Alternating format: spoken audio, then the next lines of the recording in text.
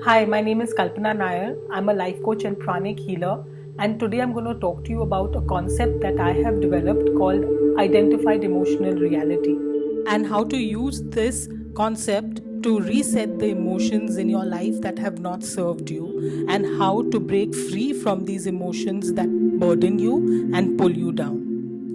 Now, it is when you have struggled with certain things most of your life and not found adequate success or the way you had expected things to turn out, you get disappointed.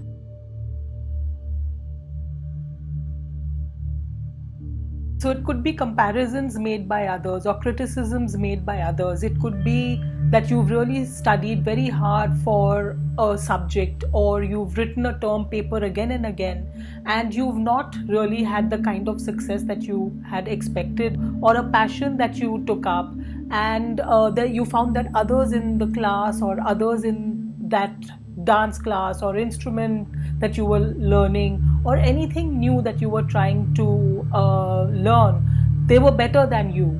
And so slowly you kind of got diffident, you let that take the better of you, and you lost your nerve, and you got to a point where you thought that you were not good enough. You have lived with this emotional state that you identify with for a very long time.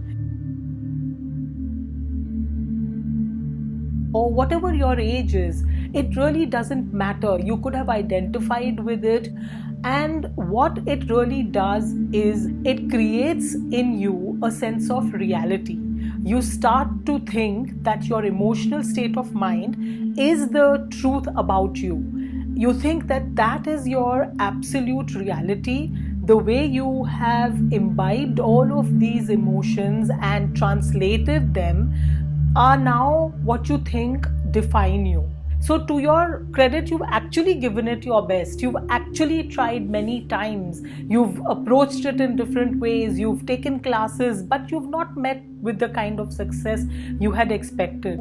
This prolonged pain and struggle that you have felt leads you to accept this, leads you to not want to look for solutions very passionately and actively. You're all right now because it has been proven by you and by the results that this is your resting state, this is your base state of emotion, and now whatever you do will start from here.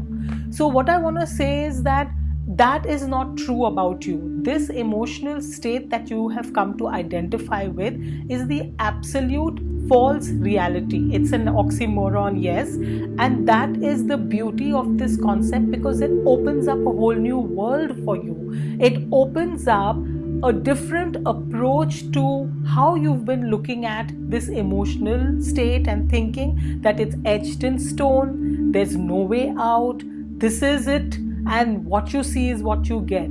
And here is a chance for you to understand why it is a false reality, why what you have thought is true about you is the farthest from the truth about who you are, who your core is, what your essence is. How can this not be my reality? That is when you start to summon the energy of the universe to match up with who you actually are. What you've done is you've released the intention of matching up and aligning with the core of you, with that core that got hidden around all the false realities that you believed in and that were so real, that appeared to be true about you, and there was no need to question it, and you just took that as your starting point and struggled from there. I'm going to remove that as your starting point. It is not your starting point at all. It's not a point in your life at all. But now let's look at, when we break free from this, what is our truth? Who are we when we are not identifying with an emotional state that says, I'm not good in this subject? or that others are better than me in this class or in this skill or in a job or anywhere that you find yourself struggling, that you find yourself alone and not knowing where to go. There's a very interesting experiment that was done by Martin Seligman and Stephen Meyer.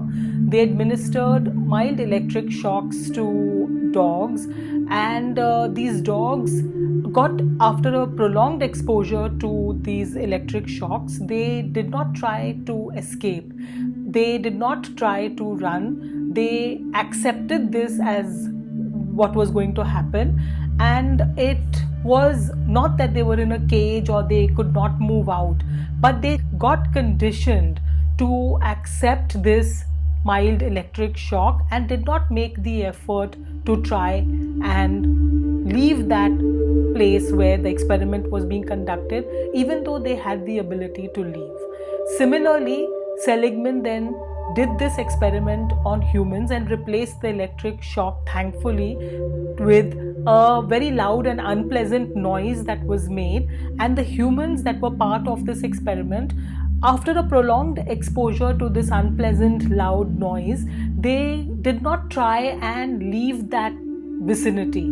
They continued to stay there. So it just goes to show that what they could not change, they may have looked for it, for a way out earlier, but they could not change it, and they accepted it. They accepted the fact that they will not be able to change this situation, and they worked around the situation. They did whatever they could to accept the loud noise and accept this as their resting state. So this is a very important scientific research, which is like a beacon for those who think that this emotional state is their reality.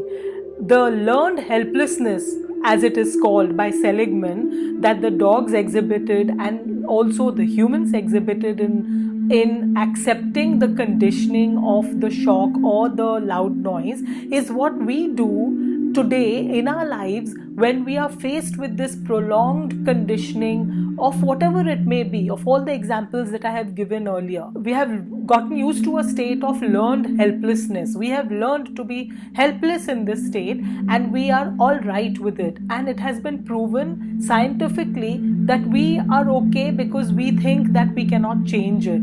And because it is a changeable element, it is huge because it gives you hope. It gives you the opportunity to completely snap out of this reality that you have identified with and to walk the path that will then align you to what your truth is, to what your real reality is, and not this reality that you have identified with. In your mind, the things that you have cemented as being your personality or your base conditions, your conditions that cannot be changed, your mindset that cannot be changed. So the attitude that you have accepted your emotional state by either saying nothing can be done by you because you've tried and this is what you have gotten to and this is as good as it gets, or you think that others might be able to better their situation or get a different outcome, but for you this is what the outcome is and you're all right with it and you want to stay in it. So this is the point and moment of truth for you where you discard that state of mind and that state of being. At least you make the intention that you will not allow yourself to be limited and accept that frame of mind, that emotional state that you had accepted all this while, thinking that there was nothing else other than that for you. So today you have found actually a key to removing that. So the opportunity here is for you to look at what those emotional realities are of you that you have associated yourself with and defined yourself with. So make an entire list of all those emotional truths, so-called truths about you. So when you make this list of this emotional truth about you, that I am not good in math, or I want to give up dance, or I am doomed to be single, or I will not make the money that I wanted to make, or whatever truth about you that you have set in your mind. Make an entire list of all those truths, and once you have that, you do an identity inversion, which is that you just flip those truths about you and say to yourself that I will find the truth in me, which is not the whole list that you have. Because it has been proven that you only identified with these because you were pushed to a place of learned helplessness. It is a natural, normal response to being exposed to and experiencing failure or recurring pain or emotional conflict, and as a result of that, you shut down everything that you have. You come to a place where you just don't think that you can move ahead any longer, and you're all right to accept it. So the really good news is that this learned helplessness can be unlearned. So one of the things that you do is that you become aware of this concept. You know that there is a falseness to the emotional state of mind that you think is very real. So when you can understand that there is a light at the end of the tunnel, when you can understand that this was not who you are, you start to search for who you actually are. You walk past that, you look at that, you don't get afraid of the feelings of that emotional state that you are in currently, because what you've done so far has been actually helpful for you to get to the point that you need to connect with your real reality. So all of your effort, all of what you have done so far has actually contributed to you reaching this point.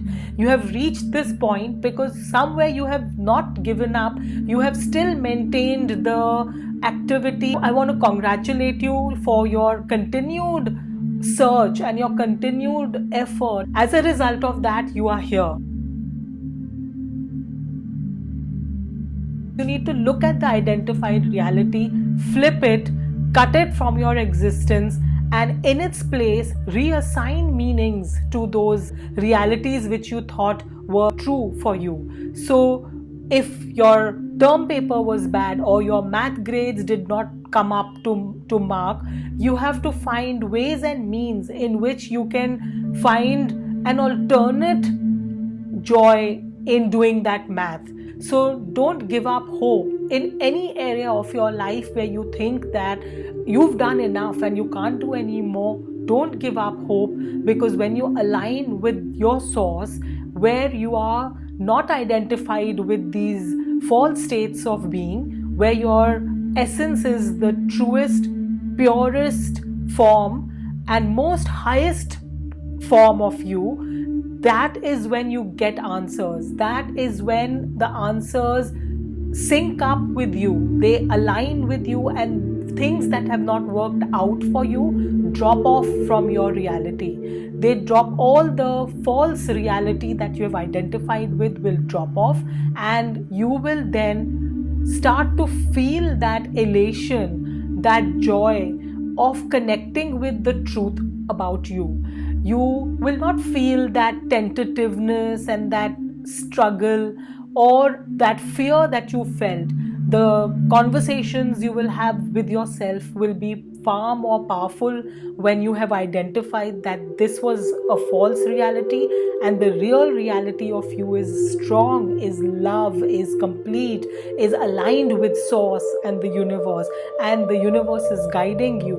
You will not feel that it is a struggle for you to feel that joy. It will just pour forth, it will emanate and radiate from your being like it has never before, like magic, like a miracle, like fairy dust was sprinkled all over you. That is the truth of your universe.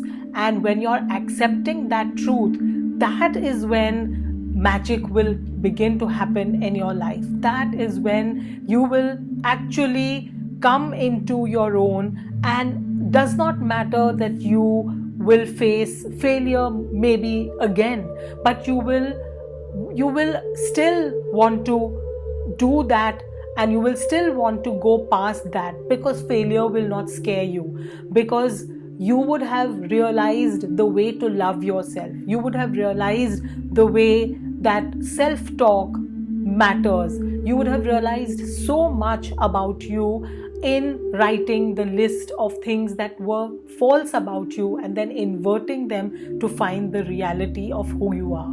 Your conscious state of emotional reality will move up, will evolve, and you will enjoy the failures that you face. You will enjoy the successes that you face. You will enjoy all the emotional feelings that you face. It will not scare you, it will not throw you, and you will actually be stronger.